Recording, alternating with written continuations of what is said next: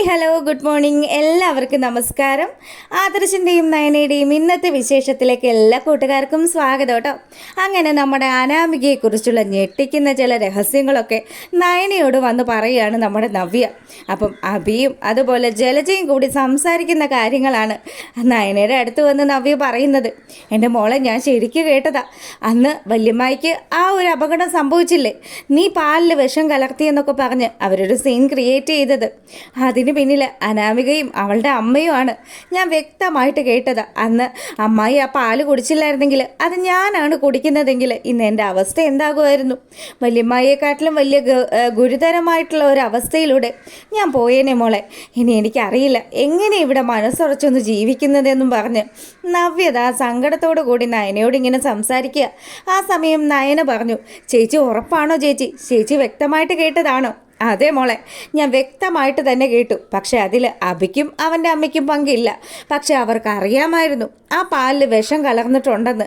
എന്തായാലും ദൈവാധീനം കൊണ്ട് മാത്രമാണ് അന്ന് ഞാൻ തലനാരിഴയ്ക്ക് രക്ഷപ്പെട്ടത്. ഇല്ലായിരുന്നെങ്കിൽ എൻ്റെ അവസ്ഥ, എൻ്റെ കുഞ്ഞെനിക്ക് നഷ്ടമായി പോയേനെ മോളെ. ഇനി എനിക്കതൊന്നും ഓർക്കാൻ പോലും പറ്റുന്നില്ല. പിന്നെ ഇന്ന് തന്നെ കണ്ടില്ലേ, അനാമികയും ജലജയും അതുപോലെ ജാനകിയും കൂടി ചേർന്ന് എൻ്റെ 5ാം മാസത്തെ ചടങ്ങ് കൂടി നശിപ്പിക്കാൻ വേണ്ടി ഇന്നും തന്ന ആ ഒരു ജ്യൂസിൽ എന്തൊക്കെയോ മായം കലർത്തിയിട്ടുണ്ടായിരുന്നു. പക്ഷേ ഞാൻ ആ ജ്യൂസ് അഭിക്കാ കൊടുത്തത്. അതുകൊണ്ട് തന്നെ ഞാൻ രക്ഷപ്പെടുകയും ചെയ്തു. എന്തായാലും ഇവിടെ മനസ്സുറച്ചും വിശ്വസിച്ചും ഒന്നും നമുക്ക് ജീവിക്കാൻ പറ്റില്ല മോളെ. ഇവിടെ എല്ലാവരും ക്രിമിനലായിട്ട് കണ്ടിരുന്നത് നമ്മളെ തന്നെയായിരുന്നു. പക്ഷേ നമ്മൾക്കൊന്നും അല്ല ആ സ്വഭാവം ഉള്ളത്. ഈ സ്വഭാവം ശരിക്കുള്ളത് അനാമികയ്ക്ക. അതുകൊണ്ടാണല്ലോ മോളെ ഞാൻ അവളെ നല്ലതുപോലെ അങ്ങ് പഞ്ഞിക്കിട്ടത്. അവളുടെ കരണം ഒന്ന് പോയി നോക്കണം, ചുവന്ന് തൊടുത്ത് കിടക്കുക. അവളെ ഉണ്ടല്ലോ, ഇതൊന്നും ചെയ്താൽ പോരാ. എന്തൊക്കെ അതിക്രമങ്ങളാണ് ഈ 2-3 മാസത്തിനുള്ളിൽ ഇവളും ഇവളുടെ വീട്ടുകാരും കൂടി ചേർന്ന് ചെയ്തിരിക്കുന്നത്. പാവം ആ അനിയുടെ ജീവിതത്തിലേക്ക് ഈ വൃത്തികെട്ടവൾ വന്നില്ലായിരുന്നെങ്കിൽ നമ്മുടെ നന്ദു വന്നേനെ. എന്തായാലും ഇനി അതൊന്നും പറഞ്ഞിട്ട് കാര്യമില്ലല്ലോ ചേച്ചി. നമ്മൾ ശ്രദ്ധയോടുകൂടി മുന്നോട്ട് പോകണം. അല്ലെങ്കിൽ ഇനിയും നമുക്ക് എന്തെങ്കിലും രീതിയിലുള്ള പ്രശ്നങ്ങളൊക്കെ ഉണ്ടാവാനുള്ള സാധ്യതയുണ്ട്. അതേ മോളെ, നമ്മൾ ശ്രദ്ധിക്കണമെന്ന് പറഞ്ഞ് നവ്യ അവിടെ നിന്ന് പോവുക. പിന്നീടാണെങ്കിലോ നവ്യ നേരെ പോയി കാണുന്നത് നമ്മുടെ നന്ദുവിനെയാണ് കേട്ടോ. നന്ദുവിൻ്റെ അടുത്ത് ചെന്നിട്ട്, മോളെ നന്ദു, അന്ന് ചേച്ചിക്ക് പാലിൽ വിഷം കലർത്തി തന്നത് അനാമികയും അവളുടെ അമ്മയും കൂടി ചേർന്ന. ചേച്ചി എന്തൊക്കെയാണ് ചേച്ചി കേൾക്കുന്നത്? അതേ മോളെ, നിന്നെ തട്ടിക്കൊണ്ടു പോയതും ഒക്കെ അവരൊക്കെ തന്നെയാണ്. എന്തായാലും ഇത് അവിയും അവൻ്റെ അമ്മയും കൂടി നിന്ന് സംസാരിക്കുന്നതാണ് ഞാൻ കേട്ടത്. അതെൻ്റെ ചെവിട്ടിന് കേട്ടത് കൊണ്ട് മാത്രം ഇപ്പം കാര്യങ്ങൾ മനസ്സിലായി. എൻ്റെ മോളെ, അങ്ങനെയുള്ള അവളെ ഞാൻ വെറുതെ വിടുമെന്ന് മോൾക്ക് തോന്നുന്നുണ്ടോ? ഈ 5ാം മാസത്തിലെ അവശതയിലും ഒക്കെ ഞാൻ അവളെ നല്ലതുപോലെ കൈകാര്യം ചെയ്തു. ചേച്ചി, ഇനിയിപ്പോൾ ഇതിനൊക്കെ ഒരു പരിഹാരം എന്ന് പറഞ്ഞാൽ അവളെ വെറുതെ വിടാൻ പറ്റില്ല. ഇതിനൊക്കെ ഇനി ഒരേ ഒരു മാർഗം മാത്രമേ ഉള്ളൂ. അവളിങ്ങനെ വഷളാക്കി വിട്ട 2 പേരുണ്ടല്ലോ, അവളുടെ അപ്പനും അമ്മയും, അവരെ വേണം തീർക്കാനായിട്ട്. അവർക്ക് വേണ്ടുന്നത് ഞാൻ കൊടുത്തോളാന്ന് പറഞ്ഞ് നന്ദു നല്ല ദേഷ്യത്തിൽ നിൽക്കുക. വേണം മോളെ, അവളെയും അവളുടെ അച്ഛനെയും അമ്മയും ഒന്നും വെറുതെ വിടാൻ പാടില്ല. എൻ്റെ നന്ദു, ഞാനാണ് ആ പാലെങ്ങാനും കുടിച്ചിരുന്നെങ്കിൽ ശരിക്കും എനിക്കത് ആലോചിക്കാൻ പോലും വയ്യാന്ന് നവ്യ വളരെ സങ്കടത്തോടു കൂടി നമ്മുടെ നന്ദുവിൻ്റെ അടുത്ത് പറയുക. അപ്പം ശരിക്കും തൻ്റെ ചേച്ചിമാരുടെ ജീവിതത്തിൽ പ്രശ്നങ്ങൾ ഉണ്ടാക്കുന്നതും തൻ്റെ ജീവിതം കുട്ടിച്ചോറാക്കിയതും ഈ അനാമിക എന്ന് പറയുന്ന പെരിച്ചാഴിയാണെന്ന് നന്ദുവിനറിയാം. അതുകൊണ്ട് തന്നെ നന്ദു ആ ഒരു തീരുമാനം എടുത്തു. അവളെയും അവളുടെ അച്ഛനെയും ഒക്കെ ഒരു പാഠം പഠിപ്പിക്കണം. എന്തായാലും വെറുതെ വിടാൻ പറ്റില്ലല്ലോ. അങ്ങനെ നമ്മുടെ നന്ദു ഇതാ കൂട്ടുകാരെയും കൂട്ടിയിട്ട് ഒരു ഹെൽമറ്റൊക്കെ വെച്ച് ആളെ തിരിച്ചറിയാൻ പാടില്ലാത്ത ആ ഒരു രീതിയിൽ നമ്മുടെ അനാമികയുടെ അച്ഛൻ്റെയും അമ്മയുടെയും വീട്ടിലേക്ക് വരികയാണ്. അപ്പം 2 നല്ല കൂർക്കം വലിച്ചു കിടന്ന് ഉറങ്ങുന്ന സമയമായതുകൊണ്ട് തന്നെ നന്ദു വന്നിട്ട് ആ ഒരു കോളിംഗ് ബെല്ല് 2-3 തവണ അങ്ങ് നിർത്താതെ അടിച്ചു. ചേടാ, ആരായിരിക്കും വേണുവേട്ട ഈ രാത്രി സമയത്ത്? ഇനി മോളെങ്ങാനും അവിടുന്ന് വഴക്കുണ്ടാക്കി വന്നതെങ്ങാനും ആയിരിക്കുമോ? നീ ചുമ്മാ കരുനാക്കെടുത്ത് വളയ്ക്കല്ലേ എന്ന് പറഞ്ഞ് വേണു പതുക്കെ പുറത്തേക്ക് ഇറങ്ങാൻ തുടങ്ങിയതും രേവതി പറഞ്ഞു, വേണുവേട്ടാ, ഒരുപാട് കള്ളന്മാരൊക്കെ ഈ ഏരിയയിലുള്ളതാ. ഇനി വെറുതെ ഇറങ്ങി അവന്മാരുടെ കയ്യിൽ നിന്ന് കിട്ടാനുള്ളത് കൂടി മേടിച്ചു കൂട്ടണ്ട. ഏത് കള്ളം വരാനാ? അതിന് കള്ളം വന്നിട്ട് നമ്മുടെ വീട്ടിൽ നിന്ന് എന്തെടുത്തുകൊണ്ട് പോവാനാ? നീ ഇങ്ങ് വാന്ന് പറഞ്ഞ് ആ രേവതിയും കൂട്ടിയിട്ട് വേണു വാതിൽ തുറക്കുക. മുൻവശത്തെ വാതിൽ തുറന്നുകൊണ്ട് വരുന്ന വേണുവിൻ്റെ കയ്യിലൊരു കത്തിയൊക്കെ ഉണ്ട് കേട്ടോ. സെൽഫ് പ്രൊട്ടക്ഷനാണ് ആശാൻ ഉദ്ദേശിച്ചത്.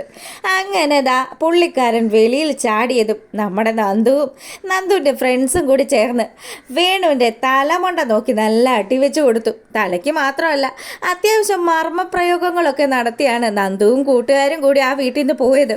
അയ്യോ വേണുവേട്ടാ, നമ്മൾ ഈ അവസ്ഥയിലായല്ലോ വേണുവേട്ടാ എന്ന് പറഞ്ഞ് രേവതി നിലവിളിക്കാൻ തുടങ്ങിയതും എൻ്റെ പൊന്ന് രേവതി, എൻ്റെ ബോധം ഇപ്പോൾ പോകുമെന്ന് പറഞ്ഞ് പുള്ളിക്കാരൻ്റെ ബോധം നഷ്ടപ്പെടുന്നതും കാണിക്കുകയാണ്.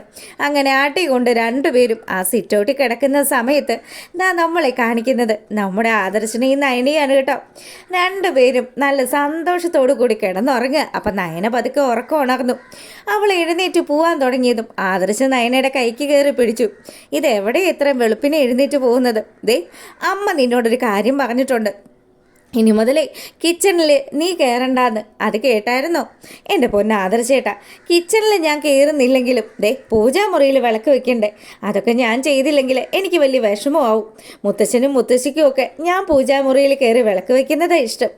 അതൊക്കെ ശരി തന്നെയാ, പക്ഷേ കുറച്ച് സമയം കൂടി നമുക്കൊന്ന് സ്നേഹിച്ചിട്ട് പോയാൽ മതി എന്നുള്ള രീതിയിൽ ആദർശുത നമ്മുടെ നയനയെ പിടിച്ച് ആ കട്ടിലിൽ കിടത്തുക. അപ്പം നയന പറഞ്ഞു, ഇതൊരു ഇച്ചിരി കൂടുന്നുണ്ട് കേട്ടോ. എന്തായാലും ആദർശേട്ടൻ ഞാൻ പോയിട്ട് വരാമെന്ന് പറഞ്ഞ് അവൾ എഴുന്നേക്കാൻ തുടങ്ങിയതും ദേ ഇപ്പം ഈ സമയം വേണം നീ അങ്ങ് മുതലാക്കാനായിട്ട്. നല്ല നല്ല ഡിസൈൻസ് ഒക്കെ വരച്ച് നമ്മുടെ കമ്പനി അങ്ങ് വളർത്താനുള്ള കാര്യങ്ങൾ ആലോചിക്കും വേണേ. അല്ലാതെ 24 മണിക്കൂറും അടുക്കളയിൽ പോയിട്ട് എന്നെ ഉണ്ടാക്കണമെന്ന് മാത്രം ആലോചിക്കല്ലേ. ആയിക്കോട്ടെ എന്ന് പറഞ്ഞ് അവരങ്ങനെ ഹാപ്പി ആയിട്ട് കിടന്നുറങ്ങുക. ഈ സമയമാണെങ്കിലോ നമ്മുടെ ദേവയാനി കിച്ചണിലേക്ക് വരിക. എന്തായാലും ഇപ്പം കിച്ചണിലേക്ക് നയനെ കയറ്റുന്നില്ല എന്ന് പറഞ്ഞത് എന്തുകൊണ്ട് നല്ലൊരു കാര്യം തന്നെയായി. ഇനിയിപ്പം എൻ്റെ മരുമോളെ ഇട്ട് കഷ്ടപ്പെടുത്താമെന്ന് ആരും തന്നെ വിചാരിക്കേണ്ട. അങ്ങനെ അവർ കിച്ചണിലേക്ക് വന്നതും ജാനകി അവിടെ നിന്ന് എന്തൊക്കെയോ പാചകങ്ങളൊക്കെ ചെയ്യാം. ഏട്ടത്തി വന്നോ? എൻ്റെ പൊന്നേട്ടത്തി, ഇവിടെ വന്ന് കയറിയിരിക്കുന്ന മരുമക്കളാരും ഈ കിച്ചണിലേക്ക് കയറില്ല. ഇനി നമ്മൾ മാത്രം വേണം ഈ കാര്യങ്ങളൊക്കെ ചെയ്യാനെന്ന് ദേവയാനിതാ നമ്മുടെ ജാനകിയുടെ അടുത്തേക്ക് പറഞ്ഞു. എന്തൊക്കെയാ നയനയ്ക്കും നവ്യയ്ക്കും ഒക്കെ ഞാൻ വെച്ചു വിളമ്പണമെന്നാണോ ഏട്ടത്തി പറയുന്നത്? അതെ ജാനകി, എനിക്കും വലിയ ഇഷ്ടമുണ്ടായിട്ടൊന്നുമല്ല. ദേ ഞാനിപ്പോൾ വിചാരിക്കുന്നത് എന്താണെന്നോ, ആ പുള്ളിക്കാരനുണ്ടല്ലോ, ആ ജോത്സ്യൻ, ആ പുരോഹിതൻ എന്നോടൊരു കാര്യം പറഞ്ഞു. അയാൾ പറഞ്ഞാൽ അച്ചട്ടാണെന്ന് അറിയാമല്ലോ. ദേ ഇപ്പം നയനെയും നവ്യയൊക്കെ നമ്മൾ പിണക്കി കഴിഞ്ഞാൽ അവർ പ്രാകുന്ന പ്രാക്കുണ്ടല്ലോ, നമ്മുടെ ഈ അനന്തപുരി തറവാട്ടിനെ മൊത്തത്തിൽ തകർത്ത് കളയുമെന്നാണ് പറഞ്ഞിരിക്കുന്നത്. അതുകൊണ്ടല്ലേ ഞാൻ അവളെ സ്നേഹമില്ലെങ്കിൽ കൂടി ഒരു പരിഗണന നൽകുന്ന രീതിയിലൊക്കെ നിർത്തിയിരിക്കുന്നത്. ഇനി എന്തായാലും നമ്മൾ വിവാഹം കഴിഞ്ഞ് വന്ന സമയത്ത് നമ്മൾ രണ്ടുപേരും അടുക്കളയിൽ കയറുന്നതിന് മുന്നേ നമ്മുടെ അമ്മായിയമ്മയല്ലേ കയറി കാര്യങ്ങളൊക്കെ ചെയ്തിരുന്നത്. അതുപോലെ നമുക്കും കിച്ചണിൽ കയറി വേണ്ടുന്ന പണിയൊക്കെ എടുക്കാം. അവളുമാരെ കുറിച്ചൊന്നും നമ്മൾ ചിന്തിക്കേണ്ടെന്ന് പറഞ്ഞ് ജാനകിയോട് കാര്യങ്ങളൊക്കെ സംസാരിച്ചു കൊണ്ടിരിക്കുകയാണ് ദേവയാനി. ഈ സമയമാണെങ്കിൽ അനാമിക അങ്ങോട്ട് ഓടി വന്നു. അമ്മേ, ദേ എൻ്റെ അച്ഛനെയും എൻ്റെ അമ്മയെയും ആരോ വീട് കയറി ആക്രമിച്ചു. എൻ്റെ മോളെ എന്താ ഈ കേൾക്കുന്നതെന്ന് ചോദിച്ച് ജാനകി പെട്ടെന്ന് തന്നെ അങ്ങോട്ട് വന്നതും, അതെ അമ്മേ, മിക്കവാറും ആ നന്ദു ആകാനാ സാധ്യതയെന്ന് ജാനകിയോട് അനാമിക വന്ന് പറയുക. ഇത് കേട്ടതും ജാനകിയാണെങ്കിലോ അവളും അവളുടെ ചേച്ചിമാരും ഇതല്ല ഇതിൻ്റെ അപ്പുറത്തെ കാര്യങ്ങളും ഒക്കെ ചെയ്യും. എന്തായാലും മോൾ അനിയും കൂട്ടിയിട്ട് ഇപ്പം തന്നെ അച്ഛൻ്റെയും അമ്മയുടെയും അടുത്തേക്ക് ഓടിച്ചെല്ലാനായിട്ട് ജാനകി പറയുക. അങ്ങനെ ആ ഒരു സീൻ കഴിയുമ്പോഴാണെങ്കിലോ നമ്മളെ കാണിക്കുന്നത് നമ്മുടെ അനാമികയും അനിയും കൂടി വേണുവിൻ്റെയും രേവതിയുടെയും അടുത്ത് വന്നു. അത്യാവശ്യം നല്ല പരിക്കുകളോട് കൂടി തന്നെയാണ് രണ്ടുപേരും ഇരിക്കുന്നത്. അങ്ങനെ അനിയാണെങ്കിൽ ഉള്ളുകൊണ്ട് നല്ല സന്തോഷത്തിലുമാണ്. കിട്ടേണ്ടത് തന്നെയാണ് കിട്ടിയിരിക്കുന്നത്. ഇതിനൊക്കെ പിന്നിൽ അവളാകാനാച്ച സാധ്യത. ആ നന്ദു, അവൾക്കാണല്ലോ നമ്മളോട് ഇത്രയും ദേഷ്യമുള്ളത്. മോളെ, ഇനിയിപ്പോൾ പറഞ്ഞിട്ട് കാര്യമൊന്നുമില്ല. ആരായാലും ദേ കൊള്ളാം, നല്ല പണി അറിയാവുന്ന ആരോ ആണ്. മർമ്മമൊക്കെ ഇടിച്ച് കലക്കി വെച്ചിരിക്കുക എൻ്റെ മോളെ. ഇനി എന്ത് ചെയ്യണമെന്ന് അറിയത്തില്ല. ഞാൻ അപ്പോഴേ വേണുവേട്ടനോട് പറഞ്ഞതാ, ദേ ആവശ്യമില്ലാണ്ട് പരിചയമില്ലാത്ത ആൾക്കാർ വന്നു കഴിഞ്ഞാൽ വാതിൽ തുറക്കരുതെന്ന്. എടി അതിന് ആൾക്കാരെ ഞാൻ കണ്ടില്ലല്ലോ. 3 പേര് ഹെൽമെറ്റ് വെച്ചല്ലേ വന്നത്. ആ വന്നവരുടെ കൂട്ടത്തിൽ ഒരു പെണ്ണുണ്ടായിരുന്നു എന്നുള്ള കാര്യം എനിക്ക് നല്ല ഉറപ്പുണ്ട്. അത് നന്ദുവിനെ പോലെ തന്നെ ഉണ്ടായിരുന്നു തന്നെ. ഇതൊക്കെ പറയുന്ന സമയം നമ്മുടെ അനിയാണെങ്കിലോ, നന്ദു അങ്ങനെയൊന്നും ചെയ്യില്ല. നന്ദു നല്ല കുട്ടിയാണ്. നന്ദു ഒരിക്കലും ഇങ്ങനെയൊന്നും ആരോടും ഉപദ്രവമൊന്നും കാണിക്കില്ല. പിന്നെ അവളുടെ അടുത്ത് വന്ന് എന്തെങ്കിലും പ്രശ്നം ഉണ്ടാക്കിയാൽ മാത്രമേ അവൾ പ്രതികരിക്കുകയുള്ളൂ എന്ന്. ഇത് കേട്ടതും, നന്ദു നിൻ്റെ കസ്റ്റഡിയിലാണല്ലോ. നന്ദുവിനെ കുറിച്ചുള്ള കാര്യങ്ങളൊക്കെ നിനക്ക് മാത്രമായിരിക്കുമല്ലോ അറിയാവുന്നത്. എന്തായാലും അനി വലിയ കാര്യത്തിലൊന്നും സംസാരിച്ചിട്ടോ ഒരു പ്രയോജനം ഇല്ലെന്ന് അനാമികയ്ക്ക് മനസ്സിലായി.